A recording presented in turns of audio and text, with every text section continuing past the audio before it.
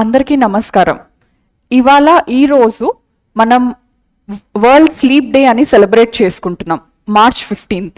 ఈ వారం అంతా వరల్డ్ స్లీప్ వీక్ అని సెలబ్రేట్ చేసుకుంటాం. నిద్ర అనేది ఎంత ఇంపార్టెంటో మనందరికీ తెలిసిందే. రోజువారా మన అందరం చూస్తూ ఉంటాము. మన ఇంట్లో అమ్మా నాన్నకు కానీ, పిల్లలకు కానీ, మన ఇంటి పక్కన ఆంటీ అంకుల్ వాళ్ళకి కానీ గురక ఏ విధంగా వస్తూ ఉంటుందో. సో అబ్స్ట్రక్టివ్ స్లీప్ ఆప్నియా అనే వ్యాధి గురించి మనతో మాట్లాడటానికి డాక్టర్ శ్రీనివాస్ కిషోర్ గారు వచ్చారు ఇవాళ.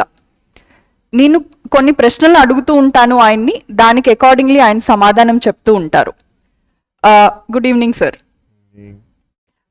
సార్, అబ్స్ట్రక్టివ్ స్లీప్ ఆప్నియా అనే వ్యాధి అసలు ఏంటి, అది ఏ విధంగా వస్తుందో మాకు కొంచెం చెప్పగలరా?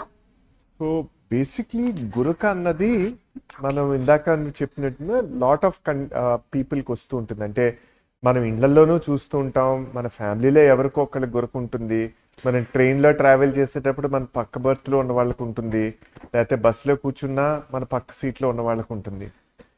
గురక ఉంది అంటే ఆ మనిషికి గాలి లోపలికి సరిగ్గా అందట్లేదు అని అర్థం. అది పెద్దవాళ్ళు అవ్వచ్చు, మిడిల్ ఏజ్డ్ వాళ్ళు అవ్వచ్చు, చిన్నపిల్లలు అవ్వచ్చు. సో గురకున్న వాళ్ళందరికీ స్లీప్ యాప్నియా అన్న వ్యాధి ఉండదు. గురక అంటే ఏంటి? గాలి లోపలికి సరిగ్గా వెళ్ళట్లేదు అని అర్థం. అంటే ఊపిరితిత్తులు బలంగా గాలి లాగడానికి ప్రయత్నం చేస్తున్నాయి. ఎందుకు ప్రయత్నం చేస్తున్నాయి? ముక్కు నుంచి ఊపిరితిత్తుల దాకా ఉన్న మధ్యలో దారిలో కనుక ఏవైనా అడ్డులున్నా, ఆర్ గాలినాళం మన గాలి పీలుస్తుంటే కొలాప్స్ అవుతున్నా, ఈ రెండు కారణాల వల్ల సహజంగా గాలి లోపలికి వెళ్ళకపోతే లంగ్ బలంగా ఆర్ ఊపిరితిత్తులు బలంగా గాలిని లాగాల్సి వస్తుంది. ఎప్పుడైతే బలంగా గాలిని లాగాల్సి వస్తుందో అప్పుడు గురక వచ్చేస్తుంది. ఇంకొక కామనెస్ట్ కారణం ఏంటంటే ముక్కు కనుక బ్లాక్ అయిపోతే, ముక్కు ద్వారా గాలి రాకపోతే నోటితో గాలి పీల్చుకోవాల్సి వస్తుంది. సో ముక్కు నుంచి నోటి నుంచి కనుక గాలి వెళ్తున్నప్పుడు, ఇలా గాలి లోపల కష్టపడి గాలి తీసుకున్నప్పుడు గురక వస్తుంది. సో గురకున్న వాళ్ళందరికీ అబ్స్ట్రక్టివ్ స్లీప్ యాప్నియా ఉండదు, కానీ అబ్స్ట్రక్టివ్ స్లీప్ యాప్నియా అనే వ్యాధి ఉన్న వాళ్ళందరికీ కూడా గురక ఉంటుంది. అబ్స్ట్రక్టివ్ స్లీప్ యాప్నియా ఉంది అంటే మనిషికి గురకతో పాటు గాలి కూడా ఆగిపోతుంది అని అర్థం. ఈ రెండు కనుక ఉంటేనే ఆ వ్యాధి ఉన్నట్టు. సో పేరులో ఉన్నట్టు అబ్స్ట్రక్టివ్ అంటే గాలి ఆగిపోతుంది, స్లీప్ అంటే నిద్రలో, యాప్నియా అంటే మనిషికి గాలి లోపల అందకపోవడం వల్ల వచ్చే వ్యాధిని అబ్స్ట్రక్టివ్ స్లీప్ యాప్నియా అని అంటాం. సో గురక, స్లీప్ యాప్నియా సహజంగా రెండు కలిసి ప్రయాణం చేస్తాయి అన్నమాట. సార్, ఓఎస్ఏ అనే వ్యాధిలో గురక అనే ఒక్క సిమ్టమే ఉంటుందా, లేకపోతే ఇంకేమైనా వేరేవేమైనా ఉంటాయా?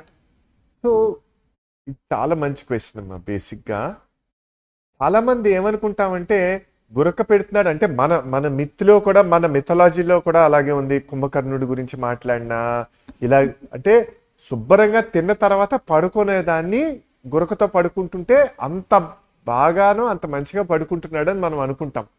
కానీ ఫ్యాక్ట్ అది కాదు. మనిషికి గురక వస్తోంది అంటే గాలి లోపలికి వెళ్ళట్లేదు కాబట్టి దీనివల్ల మన శరీరానికి విపరీతమైన ఒత్తిడి పడుతుంది. అది అసలు యాక్చువల్గా చూడడము, వినడము, జీర్ణం చేయడము, యూరిన్ ఉత్పత్తి చేయడము లాంటిది ఇవి ఆటోమేటిక్గా మన బాడీలో జరుగుతున్నాయి. దానికి మన బాడీ కష్టపడకూడదు. కానీ గాలి కనుక మనకు లోపలికి సరిగ్గా వెళ్ళట్లేదు అనుకోండి, ఊపిరితిత్తులు బలంగా గాలి లాగాలనుకోండి, అది బాడీ మీదకి ఒత్తిడే. దాన్ని ఇంగ్లీష్లో ఇంక్రీజ్డ్ వర్క్ ఆఫ్ బ్రీదింగ్ అంటాం. అంటే గాలి పీల్చుకోవడానికి మనం కష్టపడుతున్నాం. ఎప్పుడైతే అలా కష్టపడతామో, ఏదైతే మనకు ఆటోమేటిక్గా అలా రావట్లేదో దానివల్ల మనకి విపరీతమైన ఇంపాక్ట్ వస్తుంది. అంటే మనిషికి నిద్రపోవాల్సినంత నిద్రపోలేము. పడుకునే స్టేజ్ అంటే నిద్రలో, యాజ్ యూ ఆల్ నో, నిద్ర అన్నది ఒక స్టేజ్ కాదు. నిద్రలో మెంటల్ వెల్బీయింగ్ అంటే మన బాడీ ఫిజికల్గా, మెంటల్గా మనకి రెస్టోరేషన్ అవుతుంది అనమాట. అంటే ఫ్యాక్టరీ సెట్టింగ్స్ రెస్టోర్ అవుతుంటాయి. కానీ మనం స్లీప్ క్వాలిటీ సరిగ్గా మెయింటైన్ చేయలేకపోతున్నాం అనుకోండి, స్లీప్ డెప్త్ని మనం మెయింటైన్ చేయలేకపోతున్నాం అనుకోండి, పడుకునేంతసేపు మనం పడుకోలేకపోతున్నాం అనుకోండి, దానివల్ల అనేకమైన కండిషన్స్ వస్తాయి. బేసిక్గా దీని యొక్క ఒత్తిడి 2 చోట్ల పడుతుంది మ్యాక్సిమం. ఒకటి మెదడు మీద, రెండోది గుండె మీద. ఈ 2 మనకి మెయిన్ ప్రాబ్లమ్స్. సో మెదడు మీద ఏమవుతుంది, చికాకు పడ్డము, నిద్ర సరిగ్గా పడిపోవడం అంటే నిద్ర క్వాలిటీ సరిగ్గా లేకపోవడం వల్ల బిహేవియర్ మారిపోతుంది, మనిషి మనస్తత్వం మారిపోతుంటుంది. చిన్న వాటికి చిరాకు పడిపోతుంటారు. వాళ్ళకి తెలీదు, మనిషి ఇదివరకు కామ్గా కూల్గా ఉండేవాళ్ళు చిరాకు పడ్డం మొదలు పెట్టడము, ఎప్పుడు పడితే అప్పుడు నిద్రపోతుండడం, ఛాన్స్ దొరికితే నిద్రపోతుండడం, డ్రైవ్ చేస్తుంటే నిద్రపోతుండడం, ఇలాంటివి జరుగుతూ ఉంటాయి. ఇంత సివియర్ అయిపోతుందంటే మీటింగ్లో కూర్చున్నప్పుడు నిద్రపోతుండడం.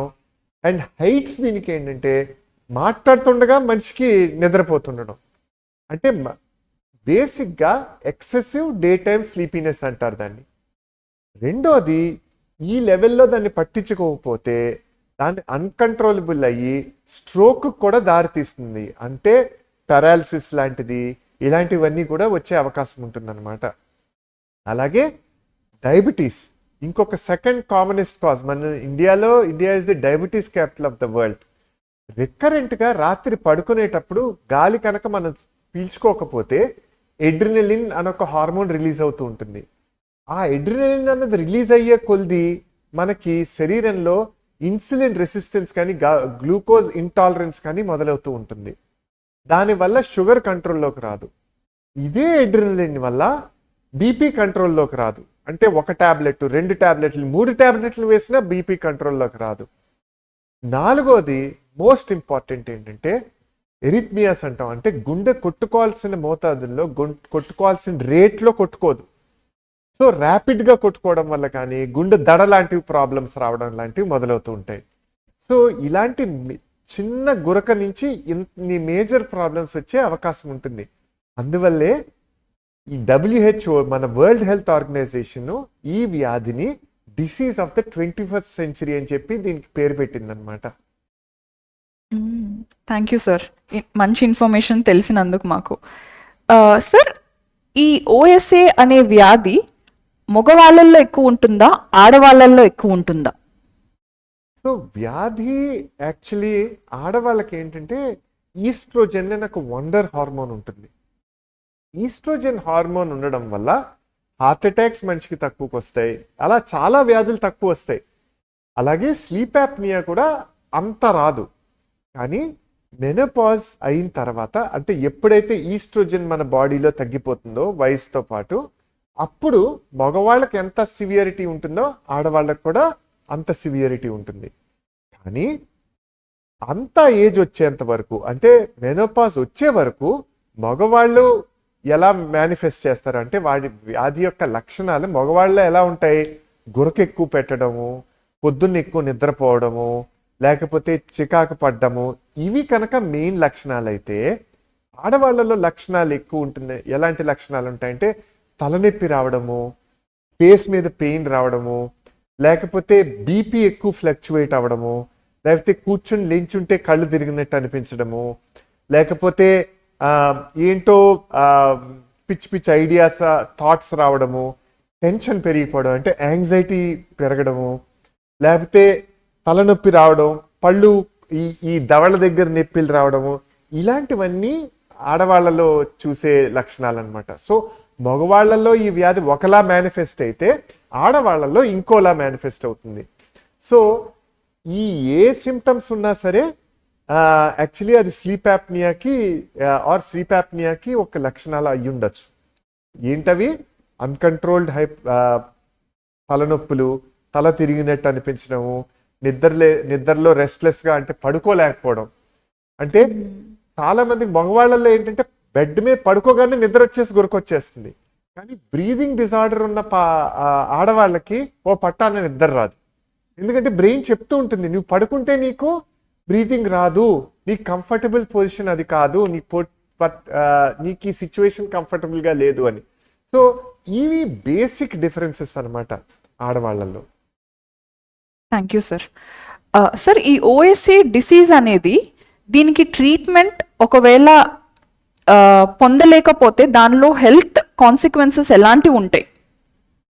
సో అబ్స్ట్రక్టివ్ స్లీప్ యాప్నియాలో మనకి ఏం జరుగుతుంది, గుండెకి తర్వాత మెదడుకి గాలి ఐ మీన్ బ్లడ్ వెళ్ళాల్సినంత వెళ్ళట్లేదు. ఎందుకు వెళ్ళట్లేదు? ఆక్సిజన్ లోపలికి వెళ్ళట్లేదు కాబట్టి బ్లడ్ వెళ్తున్నా బ్లడ్లో ఆక్సిజన్ లేదు కాబట్టి ఈ శరీరంలో ఏ అవయవానికైనా ఎఫెక్ట్ అవ్వచ్చు. కానీ ఉన్న అవయవాలు అన్నిట్లోనూ కూడా హార్ట్ బ్రెయిన్ మెయిన్గా ఎఫెక్ట్ అవుతాయి. సో ఈ ఎఫెక్ట్ ఏ విధంగా ఉంటుంది?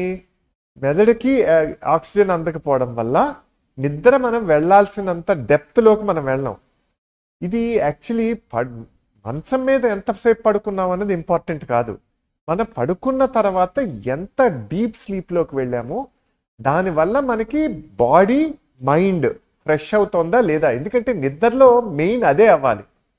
అందుకనే నిద్ర లేదంటే నెక్స్ట్ డే మార్నింగ్ మనకి అస్సలు బాగుండదు, చికాగ్గా ఉంటుంది, లేకపోతే పని చేయబుద్దేయదు, లేకపోతే అదో రకంగా మైండ్ షార్ప్గా ఉండదు, మన డెసిషన్ మేకింగ్లో తేడా వస్తుంది. ఇవన్నీ దాని యొక్క లక్షణాలు అన్నమాట. సో బేసిక్గా హార్ట్కి బ్రెయిన్కి ఆక్సిజన్ అందకపోవడం వల్ల ఈ వ్యాధులు వస్తున్నాయి కాబట్టి ఆర్ ఈ వాటి యొక్క కాన్సిక్వెన్సెస్ వస్తున్నాయి కాబట్టి మనకి బ్రీతింగ్ అన్నది సరిగ్గా అవుతోందా లేదా అన్నది చూడాలి. నా ఇది నిద్రలోనే కాదు, ఏవైతే అవయవాలు బ్లాక్ చేస్తున్నాయో గాలిని లోపలికి పీల్చుకోకుండా అవే ప్రాబ్లమ్స్ మెలకుగా కూడా ఉంటాయి కదా. అంటే ముక్కు బ్లాక్ ఉందనుకోండి మనిషికి, అది రాత్రే ఉంటుందా పొగలు కూడా ఉంటుంది. సో మెలకుగా ఉన్నప్పుడు కూడా వాళ్ళకి బ్రీతింగ్ సరిగ్గా ఉండదు. సో నైట్ అదే బ్రీదింగ్ డిఫికల్టీ ఇంకా ఎక్కువైపోతుంది. అంతే తప్పితే మార్నింగ్ కూడా నోస్ బ్లాక్ లాంటివి, లేకపోతే మౌత్తో బ్రీత్ చేయడం, చిన్నపిల్లలకైతే మౌత్తో బ్రీత్ చేయడం, అడల్ట్ కైనా మౌత్తో బ్రీత్ చేయడం, థ్రోట్ డ్రై అయిపోవడం, నిద్ర మధ్యరాత్రిలో లేచి మంచినీళ్ళు తాగడం లాంటి లక్షణాలు ఇవన్నీ కూడా వస్తూ ఉంటాయి అన్నమాట. Thank you so much sir.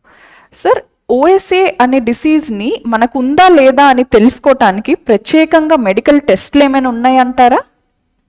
So వ్యాధి యొక్క లక్షణాలు అది మనకి ఇంట్లోనే తెలుస్తాయి.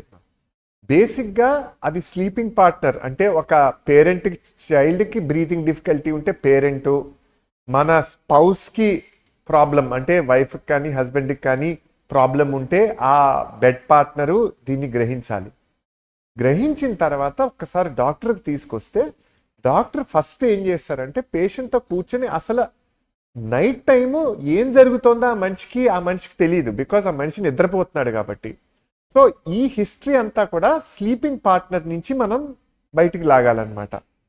కానీ అంటే స్లీపింగ్ పార్ట్నర్కి అన్నీ తెలియదు కాబట్టి మనం రెలవెంట్ క్వశ్చన్స్ ద్వారా ఇది ఎంత ప్రాబ్లం జరుగుతోంది అని మన హిస్టరీలో మనం బయటికి లాగిన తర్వాత కొంతమంది పేషెంట్స్కి ఏంటంటే స్కెలిటల్ ప్రాబ్లమ్స్ ఉంటాయి. అంటే ఫేస్లో ఆర్కిటెక్చర్ సరిగ్గా లేకపోవడం వల్ల, దవడలు ఉండాల్సిన సైజులో ఉండకపోవడం వల్ల, మెడ చిన్నదిగా ఉండడం వల్ల, లేకపోతే లావుగా ఉండడం వల్ల, ఇవి సహజంగా మనం చూస్తూ ఉంటాం. సో ఈ అబ్జర్వేషన్లు మనం చేసిన తర్వాత ఈఎన్టీ ఎగ్జామినేషన్ అంటాం. అంటే ఎందుకు ఈఎన్టీ ఎగ్జామినేషన్ చేయాలి? అప్పర్ ఎయిర్వేని మనం మెజర్ చేసి చూసుకోవాలి. ఎందుకు చూసుకోవాలి? గాలి లోపలికి అందట్లేదు. ఎందుకు అందట్లేదు? లోపల అడ్డులు ఏవో ఉన్నాయి. ఆ అడ్డుల్ని మనం ఫస్ట్ పట్టుకొని చూడాలి, ఎంత సివియర్గా ఉన్నాయి, ఎంత మోతాదులో అది బ్లాక్ చేస్తుంది. ఈ రెండు కనుక మనం క్లియర్గా పట్టుకోగలిగితే నెక్స్ట్ స్టెప్ ఏం చేస్తామంటే ఈ ప్రాబ్లం అంతా నిద్రలో జరుగుతోంది కాబట్టి స్లీప్ స్టడీ అని ఒక టెస్ట్ చేస్తాం. ఇవి 4 రకాలు. సివియరిటీని బట్టి, ప్రాబ్లమ్ని బట్టి. ఫర్ ఎగ్జాంపుల్, మనిషికి ఈ బ్రీదింగ్ డిజార్డర్తో పాటు అన్కంట్రోల్డ్ బీపీ కానీ, షుగర్ కానీ, ఫిట్స్ కానీ ఇలాంటి ప్రాబ్లమ్స్ ఏవైనా ఉంటే ఇది ల్యాబ్లో స్లీప్ స్టడీ చేస్తాం. అంటే హాస్పిటల్ బేస్డ్ స్లీప్ స్టడీ చేస్తాం. అంటే ఓవర్ నైట్ పేషెంట్ వచ్చి హాస్పిటల్లో పడుకుంటే ఒక 6 to 8 గంటలు కంప్లీట్గా మనిషిని మనం టెస్ట్ చేస్తాం అనమాట. ఇది night time executive health checkup లాంటిది. ప్రతి మోతాదు రికార్డ్ చేస్తాం. బ్రెయిన్ వేవ్స్ దగ్గర నుంచి, డెప్త్ ఆఫ్ స్లీప్ దగ్గర నుంచి, ఐ మూవ్మెంట్ దగ్గర నుంచి, బ్రీతింగ్ దగ్గర నుంచి, హార్ట్ బీట్, లంగ్ మూవ్మెంట్ అన్నీ చెక్ చేస్తాం అన్నమాట. అది లెవెల్ 1 అంటాం. దాన్నే కనుక ఇంట్లో కూడా చేసుకోవచ్చు. ఎవరికి చేస్తాం ఇది ఇంట్లో టెస్టు? ఎవరికైతే మెంటల్ ప్రాబ్లమ్స్ లాంటివి, అంటే ఫర్ ఎగ్జాంపుల్ ఫిట్స్ లాంటివి, బ్రెయిన్ రిలేటెడ్ ప్రాబ్లమ్స్ ఏం లేవో, ఇలాంటివి ఏవైతే ప్రాబ్లమ్స్ లేవో, అంటే ఏమైతే టెస్ట్లు మనం లెవెల్ 1లో చేస్తాం అవన్నీ లెవెల్ 2లో చేస్తాం. డిఫరెన్స్ ఏంటంటే లెవెల్ 1లో కంటిన్యూస్గా ఒక పర్సన్ మనని అబ్జర్వ్ చేస్తుంటాడు, వెరేజ్ లెవెల్ 2లో ఈ టెస్ట్లు ఈ లీడ్స్ అన్ని పెట్టేసి వాళ్ళు ఇంటికి వెళ్ళిపోతారు. అయితే మూడో టెస్ట్ ఏంటంటే దీన్ని హెచ్ఎస్టి అంటారు, హోమ్ స్లీప్ టెస్ట్. ఇందులో ఓన్లీ హార్ట్కి బ్రీదింగ్కి సంబంధించిన, అంటే గుండెకి ఊపిరితిత్తులకి సంబంధించినవే రికార్డ్ చేస్తాం అనమాట. 4th స్టేజ్ ఆర్ లెవెల్ 4 అన్నది ఓన్లీ సింపుల్, అంటే బ్రీతింగ్ ఎలా ఉంది, పల్స్లో ఎలా ఉంది అన్నది చెక్ చేస్తాం. సో సహజంగా లెవెల్ 4 దాకా వాళ్ళం వెళ్ళాం. 1, 2, 3 are the main ways to identify ఎంత బ్యాడ్గా ఉంది ఈ ప్రాబ్లం అని. దాన్ని బట్టి ఇది మైల్డ్ కేసా, మోడరేట్ కేసా, సివియర్ కేసా అన్నది చెప్తాం. Thank you sir. సార్, ఈ వ్యాధికి అబ్స్ట్రక్టివ్ స్లీప్ యాప్నియా అనే వ్యాధికి ట్రీట్మెంట్ ఆప్షన్స్ ఎలా ఉంటాయి, ఏ విధంగా ఉంటాయి, అందరూ అఫోర్డబుల్ అవుతారా లేదా? అఫోర్డబిలిటీ అన్నది ఇష్యూ కాకూడదు. ట్రీట్మెంట్ అన్నది ఎప్పుడూ కూడా మనిషికి మనకు ప్రాబ్లం ఉంటే అది మనం అందజేయాలి. ఏ విధంగా అందజేయాలన్నది మనం ఇవాల్యుయేట్ చేసిన తర్వాత ఇది మైల్డ్ కేసా, మోడరేట్ కేసా, సివియర్ కేసా అన్నది ఫస్ట్ మనం చూసుకోవాలి. రెండోది, ఈ స్లీప్ స్టడీలో ఇది మైల్డ్ కేస్ అయినా లోపల ఎయిర్వే అబ్స్ట్రక్షన్స్ చిన్నవి ఉన్నా, సివియర్ కేసులో సివియర్గా ఉన్న చిన్న చిన్న అబ్స్ట్రక్షన్స్ వల్ల సివియర్ ప్రాబ్లం కూడా అవ్వచ్చు. సో స్లీప్ స్టడీలో సివియర్గా ఉన్నంత మాత్రాన దీనికి ట్రీట్మెంట్ లేదు అని అనుకోవడానికి లేదు. సో దీన్ని, ఈ అబ్స్ట్రక్టివ్ స్లీప్ యాప్నియా అన్నదాన్ని మల్టీ ఫ్యాక్టోరియల్ డిసీజ్ అంటాం. దానికి ఒక్క కారణం అంటూ ఉండదు. కొంతమందికి లోపల నోస్లో అబ్స్ట్రక్షన్ అవ్వచ్చు, కొంతమందికి టాన్సిల్స్ పెద్దది అవ్వచ్చు, కొంతమందికి గాలినాళం మూసుకుపోతూ ఉండొచ్చు. సో ఈఎన్టీ ఇవాల్యుయేషన్ అన్నది చేయడం చాలా ముఖ్యం. సో ఒక్కసారి అప్పర్ ఎయిర్వే కనుక మనం ఇవాల్యుయేట్ చేసుకుంటే దెన్ ఈ పేషెంట్కి మైల్డ్ కేసు ఉందా, మోడరేట్ కేసు ఉందా, సివియర్ ప్రాబ్లం ఉందా అన్నది మనం నిర్ధారించిన తర్వాత ట్రీట్మెంట్ ఆప్షన్స్ 1, ఒకవేళ వీళ్ళు లావుగా కనుక ఉంటే వెయిట్ తగ్గడం. రెండోది, వెయిట్కి పెద్ద ఇష్యూ లేదు, sleep hygiene problem. Sleep hygiene అంటే లేట్గా ఇంటికి వస్తున్నాం, లేట్గా తింటున్నాం, లేట్గా రోజు రాత్రి ఒక 2 పెగ్గలు వేసుకుంటున్నాం, 12-1 గంట వరకు మనం టీవీ చూస్తున్నాం, అప్పుడు పడుకుంటుంటే కూడా స్లీప్ యాప్నియా మనకి ప్రాబ్లంలా క్రియేట్ అవ్వచ్చు. First treatment is taking care of these simple problems. అంటే మనం ఏం తప్పు చేస్తున్నాం, మనలో ఏం తప్పు ఉంది అని ఫస్ట్ మనం గ్రహించాలి. 2, అదైన తర్వాత సింపుల్ థింగ్స్, ఫర్ ఎగ్జాంపుల్ కొంతమందికి దవడ వెనక్కి వెళ్తూ ఉండొచ్చు, కొంతమంది టంగ్ వెనక పడిపోతూ ఉండొచ్చు. ముక్కు బ్లాక్ అయితే నోటితో గాలి పీలిస్తాం. నోటితో కనుక గాలి పీలిస్తే నోట్లోంచి గాలి వెళ్ళడం కోసం టంగ్ వెనక పడిపోతుంది. అదే కనుక కరెక్ట్ అయితే గాలినాళంలో టంగ్ పడిపోవడం వల్ల మనకు బ్రీతింగ్ ప్రాబ్లం వస్తుంది. అలాగే ఇలాంటి వాళ్ళకి సింపుల్గా సైడ్కి తిప్పి పడుకోవడం, దానికి ఖర్చు ఏమవదు. సైడ్కి తిరిగి పడుకోవడం వల్ల బ్రీతింగ్ ఇంప్రూవ్ అయిపోవచ్చు. అది అవ్వలేదంటే మ్యాండిబులర్ అడ్వాన్సింగ్ డివైస్ అని ఒక చిన్న ఇంప్లాంట్ లాంటిది నోట్లో పెట్టుకోవడానికి ఇస్తాం. అది పని చేయకపోతే పాజిటివ్ ఎయిర్వే థెరపీ అని ఒక మిషన్ ఉంటుంది, లేకపోతే దీనికి కారణాన్ని బట్టి సర్జరీలు ఉంటాయి. అనేకమైన ట్రీట్మెంట్ ఆప్షన్స్ ఉన్నాయి. మనకి మెయిన్ ఏంటంటే ప్రాబ్లం ఎంత ఉంది, ప్రాబ్లం ఎందుకుంది, దానికి ఏ ట్రీట్మెంట్ ఇస్తే బెస్ట్ అన్నది మనం నిర్ధారించాలన్నమాట. Thank you sir. సార్, ఈ సిప్యాప్ అనేది మైల్డ్ ఉన్నా, మోడరేట్ ఉన్నా, సివియర్ ఉన్నా అందరికీ వాడచ్చా, లేకపోతే దీనికి ఏమైనా కేటగిరీ ఏమైనా ఉంటుందా? టెక్నికల్గా టెక్స్ట్ బుక్ ప్రకారం కనుక మనం చూస్తే ఎవరికైతే మోడరేట్ టు సివియర్ డిసీజ్ ఉంటుందో వాళ్ళకే ఈ సిప్యాప్ అన్న డివైస్ వాడాలి, మైల్డ్ కేసుకి వాడక్కర్లేదు. అయితే మనకి ఒక పేషెంట్ ఉన్నాడు అనుకోండి, వాళ్ళకి బీపీ కంట్రోల్ అవ్వట్లేదు అనుకోండి, లేకపోతే గుండె దడొస్తుంది అనుకోండి, ఆర్ కొంతమందికి ఎక్సెసివ్గా డే అంతా నిద్రపోతున్నారు అనుకోండి, వాళ్ళకి టెస్ట్ చేస్తే మైల్డ్ డిసీజే ఉందనుకోండి, బట్ అలాంటి వాళ్ళకైనా సరే మనం సిప్యాప్ అన్నది డివైస్ ఇవ్వచ్చు. కానీ సిప్యాప్తో బిగ్గెస్ట్ ప్రాబ్లం ఏంటంటే ఏదైనా ఎవరికైనా లైఫ్లో నువ్వు కంటిన్యూస్గా జీవితకాలం నువ్వు చెయ్యాలి అని ఒక మాట మనం అన్నాము అంటే వాళ్ళకి అది నచ్చదు. సో కొంతమంది ఈ మిషన్ని వాడలేరు, ఆర్ కొంతమంది ఇచ్చిన వెంటనే అసలు వాడడానికి ఇష్టపడరు కూడా. సో అలా అని చెప్పి మనం డిస్హార్టన్ అయిపోయి అయ్యయ్యో నిరాశ పడకూడదు. సో ఒక సిపాపే ఫైనల్ ట్రీట్మెంట్ కాదు, సిపాప్ కాకుండా ఇంకా అనేకమైన ట్రీట్మెంట్ ఆప్షన్స్ ఉన్నాయి నవడేస్. సో మనకున్న వ్యాధికి, మనకున్న స్ట్రక్చర్కి, మనకున్న వ్యాధికి ఇంకా వేరే ట్రీట్మెంట్ ఆప్షన్స్ ఏనా మనం వాడచ్చా లేదా అన్నది మనం పట్టుకోవచ్చు. కానీ ఒక పర్టికులర్ పర్సన్కి సిపాప్ పెట్టుకున్న తర్వాత వాళ్ళు అట్లీస్ట్ ఒక నెల రోజులు వాడిన తర్వాత నాకు బాగుంది సార్, నాకు చాలా బాగుంది, అది వాడితే చాలా శుభ్రంగా పడుకుంటున్నాను, నాకు క్వాలిటీ ఆఫ్ స్లీప్ చాలా బాగుంది, పొద్దున్న లేచిన తర్వాత నాకు ఫ్రెష్గా ఉంటుంది అని అనిపిస్తే వాళ్ళు సిపాప్ వాడచ్చు. సో ఇది వ్యాధి యొక్క సివియరిటీని బట్టి కాకుండా పర్సన్ యొక్క యాక్సెప్టెన్స్ని బట్టి కూడా ఉంటుంది చాలా. Thank you sir. సార్, ఇందాక ఒక ప్రశ్నలో బరువు తగ్గటం వల్ల పెరగటం వల్ల స్లీప్ ఆప్నియా ఏమైనా బెటర్ ఇంప్రూవ్మెంట్ ఉంటుందా? సో చాలా మందికి స్లీప్ యాప్నియా ఉన్నవాళ్ళు, ఎస్పెషలీ మెన్కి ఎక్కువ బరువు ఉన్న వాళ్ళు ఉంటారు. కానీ స్లీప్ యాప్నియా ఉన్న ప్రతి మనిషికి ఎక్కువ ఫ్యాట్ ఉంటుందా అంటే, ఎక్కువ బరువు ఉంటారా అంటే అలా ఉండదు. ఎందుకంటే సన్నగా ఉన్న వాళ్ళకి ఉండొచ్చు, ఆర్ స్ట్రక్చరల్ ప్రాబ్లమ్స్ ఎవరికైనా ఉన్న వాళ్ళకైనా ఉండొచ్చు. సో స్లీప్ యాప్నియా ఉన్న వాళ్ళు అందరూ లావుగా ఉండరు.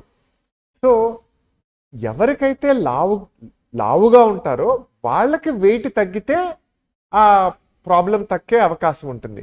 కానీ లావుగా లేని వాళ్ళకి, స్లీప్ యాప్నియా ఉన్న వాళ్ళు వెయిట్ తగ్గితే అది సరిపోదు. లావుగా ఉన్న వాళ్ళకి కూడా అట్లీస్ట్ 10 to 20% బాడీ వెయిట్ తగ్గితే కానీ వాళ్ళకి వ్యాధి అది తగ్గదు. సో ఏ 2 kgs 3 kgs తగ్గితే సరిపోదు, తగ్గాలి. ఆ తగ్గింది 10 to 20% ఉండాలి, ఆ మెయింటైన్ చేయాలి కూడా. సో ఒక నెలలో 2 నెలల్లో తగ్గిపోయి అది మెయింటైన్ చేయకుండా మళ్ళీ 4వ నెల మళ్ళీ వెయిట్ పెట్టానైపోయారు అనుకోండి, ఆ వ్యాధి మళ్ళీ బాల్లా మళ్ళీ వెనక్కి వచ్చేస్తుంది. So sustenance of the weight reduction is also very important అనమాట. Thank you sir. సార్, ఇప్పుడు కొన్ని మందులు కారణంగా ఈ వ్యాధి వచ్చే ఛాన్సెస్ ఏమైనా ఉంటాయా? ఆర్ ఎనీ సబ్స్టెన్స్ అబ్యూస్ కానీ అలాంటివి ఏమైనా ఉన్నాయా? చాలా మందికి పడుకోవడానికి, ఎస్పెషలీ మెన్లో కూడా, అండ్ చాలా మంది ఈ మధ్యన విమెన్ కూడా పడుకోవడానికి ఆల్కహాల్ దగ్గరికి వెళ్తున్నారు, ఆల్కహాల్ అలవాటు చేసుకుంటున్నారు. చాలా మంది మా పేషెంట్స్, సార్ నాకు నిద్ర రాదు సార్, నిద్ర రావడం కోసం నేను ఆల్కహాల్ తీసుకుంటున్నాను సార్, ఎక్కువ తీసుకోవట్లేదు సార్, 2 పెగ్గులు తీసుకుంటున్నాను సార్. ఆల్కహాల్ అన్నది నిద్రకి చాలా బ్యాడ్. స్లీప్ క్వాలిటీని నాశనం చేసే ఫస్ట్ డ్రగ్ ఇస్ ఆల్కహాల్. ఆల్కహాల్తో ప్రాబ్లం ఏమవుతుందంటే, అది డ్రీమ్ స్లీప్ని, అంటే బాడీలో మజిల్స్ ఏదైతే రిలాక్స్ అయిపోతాయో దాంతో ఆక్సిజన్ లోపలికి వెళ్ళట్లేదు. సో ఆల్కహాల్ తీసుకోవడం వల్ల మైండ్ అండ్ బాడీ రెండు వెళ్ళాల్సిన రిలాక్సేషన్లో కాకుండా ఇంకొక డిఫరెంట్ కైండ్ ఆఫ్ రిలాక్సేషన్కి వెళ్ళడం వల్ల మనకి ఇది ప్రాబ్లం అవుతుంది. ఇలా ప్రాబ్లం అవడం వల్ల వాళ్ళకి సూడో స్లీప్, అంటే మంచి క్వాలిటీ ఆఫ్ స్లీప్ కాకుండా బ్యాడ్ క్వాలిటీ ఆఫ్ స్లీప్ వచ్చి వాళ్ళకి next day morning hang over లాంటివి ఎక్కువ రావడము, తర్వాత బాగా అంటే ఎనర్జీ బాగా అనిపించకపోవడము, లేకపోతే డల్గా అనిపించడము, ఇలాంటివన్నీ కూడా ప్రాబ్లమ్స్ వస్తుంటాయి. సో నిద్ర రాకపోవడానికి ఆల్కహాల్ అన్నది కరెక్ట్ కాదు ట్రీట్మెంటు. రెండోది, చాలామంది లేడీస్ కూడా నిద్ర రాకపోవడానికి స్లీపింగ్ పిల్స్ వేసుకుంటుంటారు. ఆ స్లీపింగ్ పిల్స్ వల్ల ఏమవుతుంది, మజిల్స్ మరీ ఎక్కువ రిలాక్స్ అయిపోయి గాలినాళం చిన్నదైపోయి మనకి బ్రీతింగ్ డిఫికల్టీ వచ్చేస్తుంది. సో ఈ 2 కారణాల వల్ల కూడా మనకి ఉన్న ప్రాబ్లం ఎక్కువైపోతుంది. So alcohol and sleeping pills 2 కూడా స్లీప్ యాప్నియాకి మంచిది కాదు. Okay, thank you sir. Sir, ఇందాక ఒక ప్రశ్నలో స్లీపింగ్ పొజిషన్స్ అన్నారు. ఇప్పుడు మనకి మైల్డ్ కానీ మోడరేట్ కానీ స్టేజ్ ఆఫ్ ఓఎస్ఏ అని డయాగ్నోస్ అయినప్పుడు స్లీపింగ్ పొజిషన్స్ వల్ల ఏమైనా ఇంప్రూవ్ అయ్యే ఛాన్సెస్ ఉంటుందా వితౌట్ సిపాప్ మెషిన్స్ లాంటివి? డెఫినెట్గా ఉంటుంది. కానీ ఏ పేషెంట్, ఏ పర్సన్ పొజిషనల్ థెరపీతో ఇంప్రూవ్ అవుతాడన్నది మనకి స్లీప్ స్టడీలో తెలుస్తుంది. ఫర్ ఎగ్జాంపుల్, సైడ్కి పడుకున్నప్పుడేమో ఒక విధంగాను, వెనక వీప్ మీద పడుకున్నప్పుడు ఒక విధంగాను అబ్స్ట్రక్షన్ అవుతుంది అనుకోండి. అండ్ ఆ అబ్స్ట్రక్షన్ ఆల్మోస్ట్ 50% డిఫరెన్స్ ఉందనుకోండి, that person is having positional sleep apnea. అంటే ఆ మనిషికి పొజిషనల్ స్లీప్ యాప్నియా అనే వ్యాధి ఉంది. ఇన్ఫ్యాక్ట్ చాలా మందికి ఒక 30-40% ఆఫ్ పీపుల్కి పొజిషనల్ స్లీప్ యాప్నియా ఉంటుంది. ఎవరికైతే బెడ్ పార్ట్నర్స్ ఉన్నారో కామన్గా వీటి మీద పడుకుంటే గురక పెడుతుంటే తట్టి పక్కకు తిరగండి అని చెప్తూ ఉంటారు. చాలా కామన్గా చూస్తుంటాం మన ఫ్యామిలీస్లో. సో కొంతమందికి అది కంప్లీట్గా పోతుంది, కొంతమందికి ఒక 50% తగ్గుతుంది. ఎవరికైతే 50% తగ్గుతుందో, ఎవరికైతే పోతుందో వాళ్ళని పొజిషనల్ స్లీప్ యాప్నిక్ అంటాం. వాళ్ళకి అనేకమైన డివైజెస్ వచ్చాయి ఇప్పుడు వాళ్ళని సైడ్కి తిప్పి పడుకోపెట్టడం కోసం. కానీ ఒక వర్డ్ ఆఫ్ కాషన్, బేసిక్గా ప్రతి పేషెంట్కి పొజిషనల్ స్లీప్ పొజిషన్ థెరపీతో నార్మల్ అవ్వరు. కొంతమంది అవుతారు, కొంతమంది అవ్వరు. సో కొంతమంది సైడ్కి తిరిగిన గురక తగ్గినంత మాత్రాన వాళ్ళకి స్లీప్ యాప్నియా పోయినట్టు కాదనమాట. So what is very important, evaluation. అంటే స్లీప్ స్టడీలో యాక్చువల్గా డిసీజ్ ఎంత మోతాదులో తగ్గుతోంది, కంప్లీట్గా పోతోందా లేదా అన్నది మనం తెలుసుకోవాలి. సో దట్ అందరికీ ఒకే ట్రీట్మెంట్ మనం ఇవ్వలేం. Thank you sir. సార్, ఇప్పుడు లైఫ్ స్టైల్ మోడిఫికేషన్స్ ఏమైనా చేసుకుంటే ఓఎస్ఏ బెటర్ అయ్యే ఛాన్సెస్ ఉంటుందంటారా? చాలా మంచి question. Now this lifestyle actually OSA is a lifestyle problem, లైఫ్ స్టైల్కి సంబంధించింది. నేను ఇందాక అన్నాను యాక్చువల్లీ ఇది లైట్ బల్బ్ వల్ల, టెక్నాలజీ వల్ల మనం యాక్చువల్లీ లైఫ్ స్టైల్ని మనం రూయిన్ చేసుకుంటున్నాం. ఇదివరకు లైట్ బల్బ్ డిస్కవర్ అవ్వకముందు అందరూ చీకటి పడగానే నిద్రపోయేవాళ్ళు, బోలెడు స్లీప్ వచ్చేది, 3 o'clockకి 4 o'clockకి లేచి పొద్దున్నే లేచి పనిలోకి వెళ్ళిపోయేవారు. కానీ మనం అలా చేయట్లేదే. మనం ఎప్పుడు పడితే అప్పుడు పడుకుంటున్నాం, ఎప్పుడు పడితే అప్పుడు మేల్కుంటున్నాం. దాన్ని మనం మార్చలేం. దాన్ని ఇంప్రూవ్ చేయడానికి టెక్నాలజీ చాలా ఇంప్రూవ్ అయింది. ఆల్మోస్ట్ స్లీప్ బాగా పడుకోవడానికి పర్ ఇయర్ స్లీప్కి సంబంధించిన గ్యాడ్జెటరీ ఆల్మోస్ట్ $400 billion ఇండస్ట్రీ అది. సో మన ప్రాబ్లమ్ని మన నిద్రపోవడానికి కోసం మనం అంత ఖర్చు పెడుతున్నాం వరల్డ్ వైడ్. అసలు ఇట్స్ పిటిఫుల్. కానీ దాన్ని ఏం చేయలేము. ఇప్పుడు ఆ చేంజ్ని మనం చేయలేము. కానీ మన ఎన్వైరన్మెంట్ మారదు కాబట్టి మనం మారచ్చు. సో లైఫ్ స్టైల్ అంటే లేట్ నైట్ తినకపోవడము, స్లీప్ హైజీన్ మెయింటైన్ చేయడము, లేట్ నైట్ సోషల్ మీడియాకి ఎక్స్పోజ్ కాకపోవడము, ఒక పర్టిక్యులర్ టైం, అంటే రోజు నేను 10 గంటలకు పడుకుంటాను అంటే అదే టైం పడుకోవాలి రోజు. ఆ టైంకి వైండ్ ఆఫ్ చేసేయాలి, అన్వైండింగ్ రొటీన్ అంటాం. బాడీని స్లోగా ఆ లెవెల్కి తీసుకురావాలి, అప్పుడు నిద్రపోవాలి.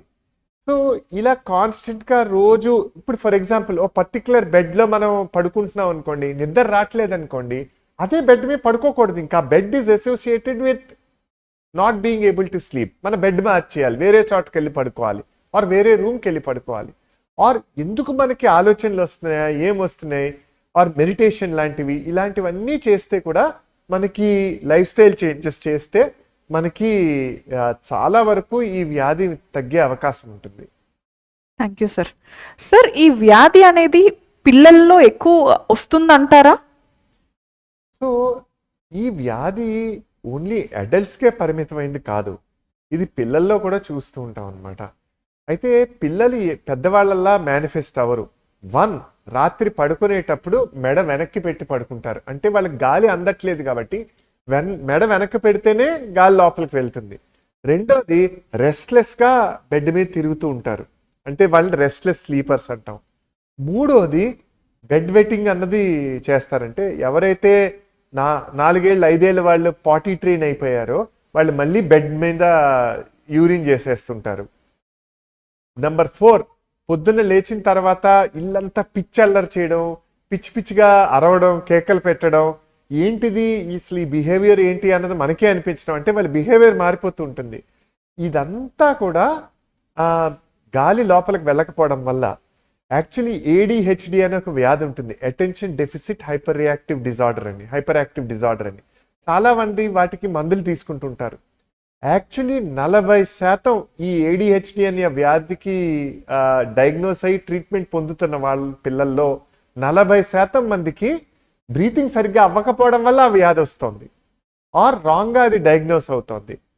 సో వీళ్ళని కనుక మనం ఐడెంటిఫై చేసి వాళ్ళకి బ్రీతింగ్ని కనుక మనం ఇంప్రూవ్ చేయగలిగితే ఈ వ్యాధిలోంచి బయటకు పడడం కాదు కాదు కదా, వాళ్ళకి మెమరీ ఇంప్రూవ్ అవుతుంది, వాళ్ళ కాన్సన్ట్రేషన్ ఇంప్రూవ్ అవుతుంది, తర్వాత వాళ్ళకి స్కూల్ పర్ఫార్మెన్స్ ఇంప్రూవ్ అవుతుంది, వాళ్ళ గుండెల మీద వాళ్ళ లంగ్ మీద ఒత్తిడి కూడా తగ్గుతుంది అనమాట.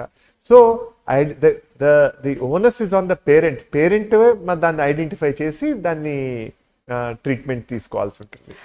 సార్, పిల్లల్లో ఏ విధంగా ఇది ఐడెంటిఫై చేయగలం టెస్ట్లు ఏమైనా ఉన్నాయంటారా? అండ్ దానికి ట్రీట్మెంట్ ఎట్లాంటివి ఉంటాయి? అంటే అడల్ట్స్లో మీరు సిపాప్ అని చెప్పారు, పిల్లల్లో కూడా సిపాప్ లాంటి మెషిన్స్ ఏమైనా ఉంటాయా?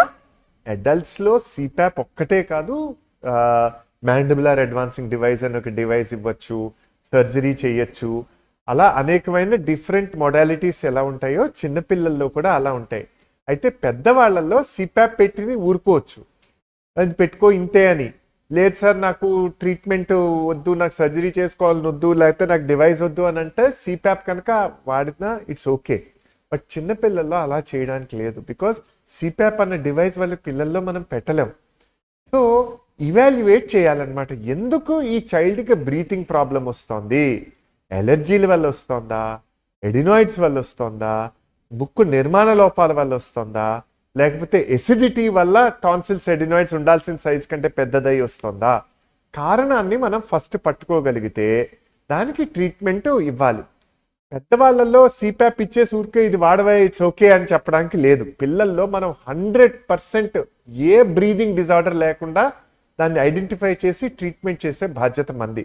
ఒకవేళ ప్రొసీజర్ చేసిన తర్వాత కూడా వ్యాధి ఇంకా కంప్లీట్గా క్యూర్ అయిపోయిందా, ఆర్ ఏ కారణం వల్లైనా ఇంకా రెసిడ్యూగా డిసీజ్ ఉందా అన్నది ఐడెంటిఫై చేసి దానికి ట్రీట్మెంట్ ఇవ్వాల్సిన బాధ్యత మందనమాట. Thank you so much sir, మీ విలువైన సమయాన్ని మాకు అందజేసినందుకు. అందరికీ స్లీప్ అనేది ఎంత ఇంపార్టెంటో అండ్ ఒకవేళ ఈ డిసీజ్ ఉండటం వల్ల సిమ్టమ్స్ ఎట్లా ఉంటాయో అని క్లియర్గా ఎక్స్ప్లెయిన్ చేసినందుకు థ్యాంక్ యూ వన్స్ అగైన్.